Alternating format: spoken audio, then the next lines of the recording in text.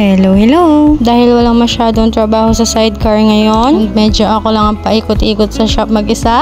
Ginawan ko na lang ng lagayin yung mga backrest or sandalan and yung mga antena para at least naka-display sa shop, then makikita ka agad ng mga customers. Dahil ito yung ginamit ko, yan, kinuha ko dun sa may labas. Kinating ko gamit ang grinder, may nakalagay na t-shirt sa balikat ko. Naisip ko na medyo delikado baka mahulog kaya tinanggal ko muna. Pag kasi nahulog yan, makakain ng cutting disc yan, talagang basag pati mukha.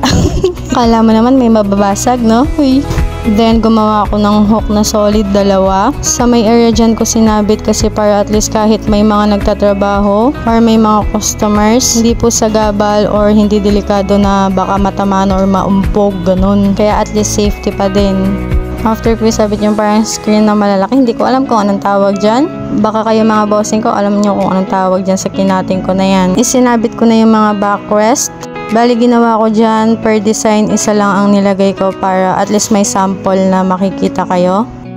After nun, lagayan naman ng antena ang ginawa ko. Yan, nilalagay ko na din dyan isa-isa. Kapag bumili po kayo ng backrest sa amin, automatic free na po ang lagay niya with brace po na stainless din. Then, ibabuffing pa po namin ang mga yan. After nyan, lubos-lubosin na natin. Akyat tayo sa second floor. Huy! Bali, sinetap ko lang na maayos yung CCTV. Hindi sa pagmamayabang pero dati po ako akyat bahay gang. Huy!